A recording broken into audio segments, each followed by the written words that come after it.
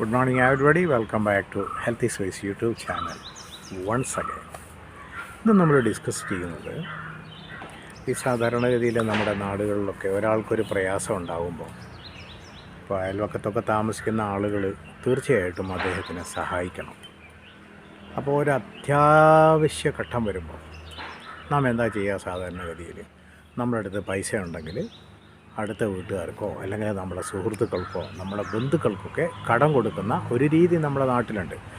അവരെ സഹായിക്കുക എന്നുള്ള ഒരു ലക്ഷ്യത്തോടു കൂടിയാണ് നാം ഇങ്ങനെയൊക്കെ ചെയ്യുന്നത്. പ്രത്യേകിച്ച് നമ്മുടെ അയൽവക്കത്തുള്ള ആളുകൾക്കൊക്കെ എന്തെങ്കിലും സാമ്പത്തിക പ്രയാസം ഉണ്ടാകുമ്പോൾ അവർ വളരെ ചിരിച്ചുകൊണ്ട് വളരെ വിനയത്തോടു കൂടിയാണ് നമ്മെ സമീപിക്കുക, പൈസയൊക്കെ കടം വാങ്ങാനായിട്ട്. വളരെ പുഞ്ചിരിച്ചുകൊണ്ട് വളരെ വിനയത്തോടു കൂടി നമ്മുടെ നാട്ടിലുള്ള ആരെങ്കിലുമൊക്കെ ആണെങ്കിലും നമ്മോട് പൈസ കടം വാങ്ങുന്ന ആളുകൾ വളരെ വെറുപ്പോടെ പിന്നെ നമ്മളെ നോക്കുന്ന ഇടപാടിൻ്റെ പേരാണ് കടം കൊടുക്കുക എന്നത്. ഏതെങ്കിലും ഒരു വ്യക്തിക്ക് പൈസ കൊടുത്തു സഹായിച്ചു എന്നങ്ങ് കരുതുക, പിന്നെ ഈ കടം വാങ്ങിയ വ്യക്തി കൊടുത്ത വ്യക്തിയെ കാണുമ്പോൾ വളരെ വെറുപ്പോടും ദേഷ്യത്തോടുമാണ് പെരുമാറുന്നത്. സത്യത്തിൽ ജീവിതം എന്ന് പറയുന്നത് ഒരു തമാശ തന്നെയാണല്ലേ. നാം ഒന്നുമില്ലാതെ ഈ ഭൂമുഖത്തേക്ക് വരുന്നു, എല്ലാം വെട്ടിപ്പിടിക്കാനായിട്ട് എല്ലാവരും ശ്രമിക്കുന്നു, ഒന്നുമില്ലാതെ നാം തിരിച്ചു പോകുന്നു. അതിൽ ചില സുന്ദര വിഡ്ഢികൾ കടം വാങ്ങിച്ച ആളെ യാദർശികമായി ഒന്ന് കണ്ടുമുട്ടിയാൽ ചിലപ്പോൾ കാണാനിടയാകുന്നത് പ്രാർത്ഥനാ സ്ഥലങ്ങളിലൊക്കെ വെച്ചായിരിക്കും.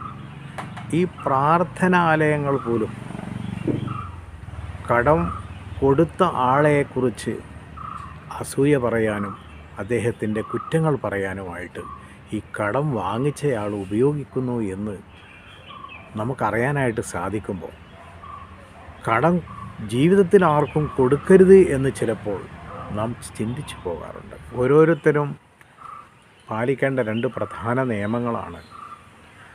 ഒന്ന്, കടം കൊടുത്ത ആളെ ഒരിക്കലും വാങ്ങിച്ചയാൾ കുറ്റം പറയരുത്. രണ്ടാമത്തത്, മറ്റൊരാളുടെ പേഴ്സണൽ കാര്യങ്ങളിൽ യാതൊരു കാരണവശാലും ആരും ഇടപെടാൻ പാടില്ല എന്നതാണ്. പ്രത്യേകിച്ച് ഇത്തരക്കാർക്ക് മറ്റുള്ളവരെ കുത്തിക്കീറാനായിട്ട് ഒരുപാട് കാരണങ്ങളും കുറ്റങ്ങളും ഒക്കെ കണ്ടുപിടിക്കാനായിട്ട് സാധിക്കും. പക്ഷേ തുന്നിക്കൂട്ടുമ്പോൾ നന്നായിട്ട് വിയർത്ത് പാടുപെടേണ്ടതായിട്ട് വരും. അത് നാം എപ്പോഴും ഓർക്കേണ്ട ഒരു കാര്യമാണ്. എല്ലാം ആസ്വദിക്കാൻ പഠിച്ചവരെ ഒരിക്കലും നമ്മളങ്ങ് പെട്ടെന്നങ്ങ് അളക്കാനായിട്ട് ശ്രമിക്കരുത്. ഈ സഹായിച്ചവനെ പെട്ടെന്നങ്ങ് തളർത്തിക്കളയണം എന്നുള്ള ചിന്തയുണ്ടല്ലോ, അങ്ങനെയുള്ള പ്രവർത്തനങ്ങൾക്ക് ഇതെല്ലാം കണ്ടുകൊണ്ടിരിക്കുന്ന ദൈവത്തിൻ്റെ ഒരു തീരുമാനം വരും. ആ തീരുമാനം വളരെ മനോഹരമായിരിക്കും. എല്ലായ്പ്പോഴും ഞാൻ മാത്രമാണ് ശരി എന്ന് ആരും കരുതി പോകരുത്. അധികം താമസമില്ലാതെ എല്ലാ ശരിയും തെറ്റുകളും ദൈവം പെട്ടെന്ന് തന്നെ എല്ലാവർക്കും കാണിച്ചു തരും. കാഴ്ചയിൽ പച്ചവെള്ളവും ചൂടുവെള്ളവും ഒരുപോലെയാണ്, പക്ഷേ കൈകൊണ്ട് തൊട്ടു നോക്കിയാലേ ചൂടറിയാനായിട്ട് നമുക്ക് സാധിക്കും. മറ്റുള്ളവർ പറയുന്നത് കേട്ട് ആരും ആരെയും അളക്കരുത്, വിലയിരുത്തരുത്. തൊട്ടറിയാതെ ആരെയെങ്കിലും അങ്ങ് പെട്ടെന്ന് മനസ്സിലാക്കിയാലോ വേഗത്തിൽ തന്നെ തിരിച്ചടി ഉണ്ടാകുകയും ചെയ്യും. Thank you lot.